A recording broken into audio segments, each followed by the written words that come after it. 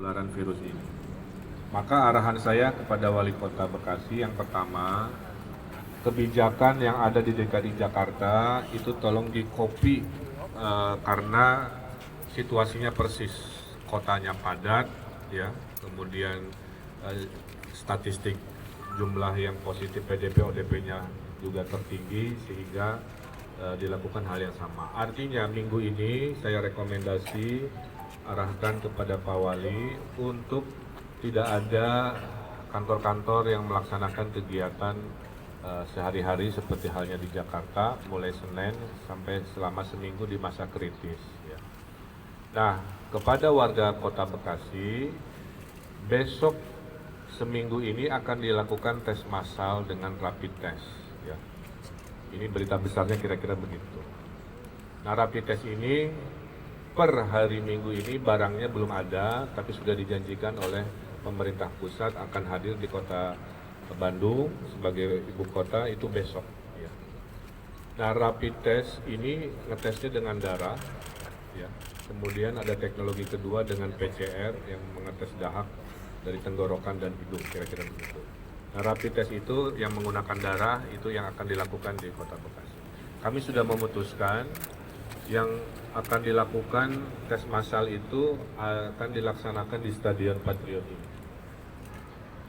Jadi semua yang akan direkomendasi tahap 1, saya istilahkan tahap 1, itu nanti daftarnya akan disiapkan oleh Pak Wali dan tim. Ya.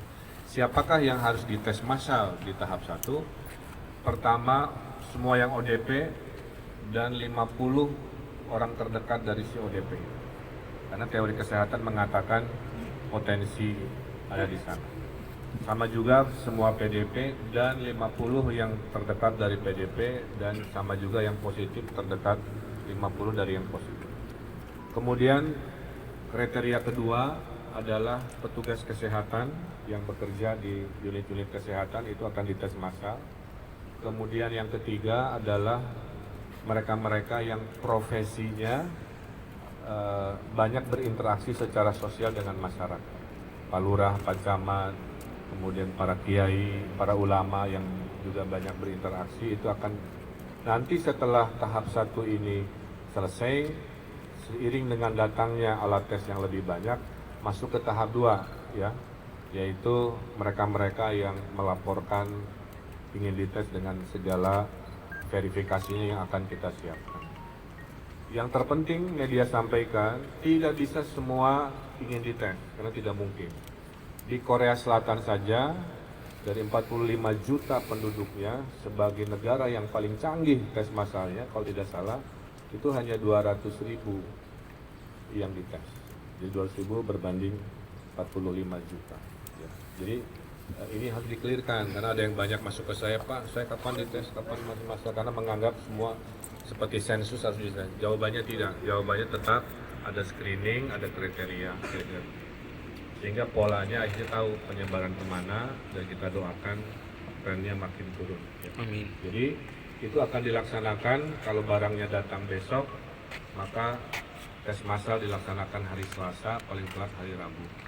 Di Jawa Barat akan ada 3 lokasi stadion, Stadion Patriot untuk warga Kota Bekasi, warga Kabupaten Bekasi, dan warga Kabupaten Karawang.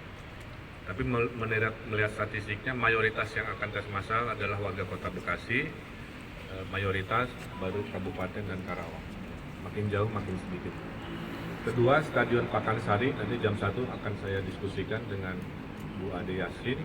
Itu untuk warga Bogor, Kota Kabupaten, dan Depok. Yang ketiganya, sisanya Jawa Barat, berdasarkan statistiknya mengecil, dipusatkan di Stadion Jalak Harupat untuk yang bukan Bodebek kira-kira. Nah, saya kira itu berita hari ini yang kami sampaikan, dan saya minta warga Kota Bekasi disiplin. Seminggu ini betul-betul jangan kemana-mana. Saya titipkan Muspida untuk aktif membubarkan kerumunan-kerumunan, karena minggu ini adalah minggu tes massal yang akan dilaksanakan di Kota Bekasi. Dan saya berterima kasih Pak Wali sudah ikhlas, ini fasilitasnya tidak hanya digunakan untuk warganya saja, tapi warga dari kabupaten-kabupaten lain yang kita koordinasikan oleh pemerintah provinsi. Saya kira itu berita yang bisa disampaikan. Ada pertanyaan? Silahkan. Kan tadi keputusan untuk pindah ke Jakarta, bagaimana untuk para pekerja non formal? Ya sama, jadi seminggu ini nanti sudah diantisipasi akan dirapatkan. Saya belum bisa jawab teknisnya. Keputusan ada di Pak Pepen selaku wali kota untuk mengantisipasi hal-hal seperti tadi.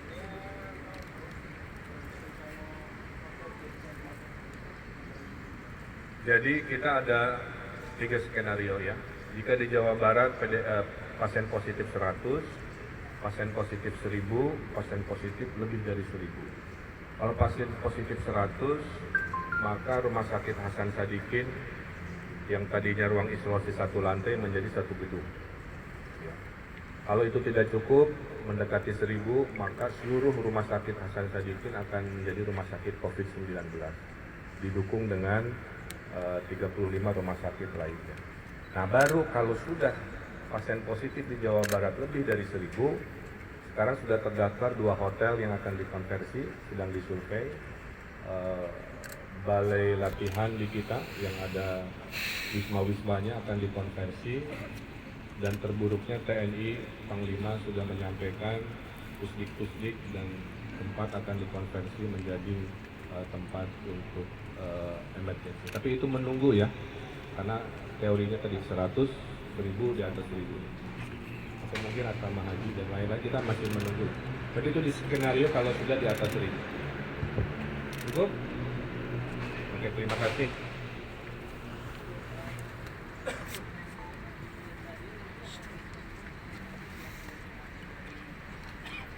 Ya, itu sedang dirapatkan hari ini. Teknisnya akan minimal ada 3 jalur kan, kayak bayar tol ya. Yang naik motor mungkin 1 jalur, yang naik mobil 1 jalur. Bagi yang akan dites tidak berkendaraan, karena tidak semua punya kendaraan, itu ketua RW dan lurah wajib menyediakan fasilitas kendaraannya.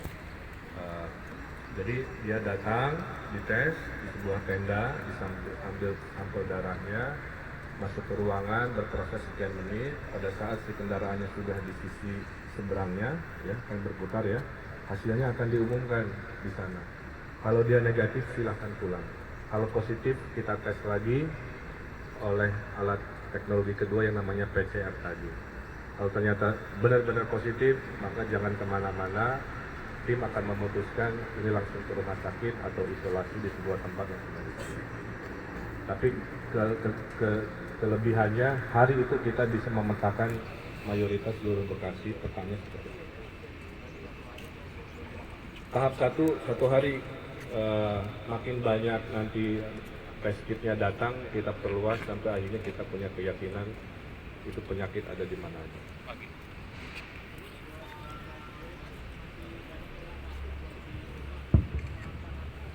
Ya, saya kira TNI Polri sudah melakukan.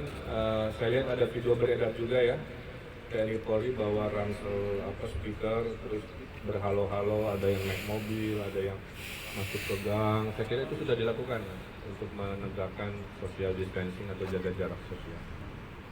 Kalau untuk vaksinasi di ASN dan masyarakat umum seperti ATM itu kan ada angka-angka tombol, apa itu ada arahan bank-bank atau mungkin untuk ASN sendiri Pak, untuk ASN kita fingerprint itu ada ini Pak?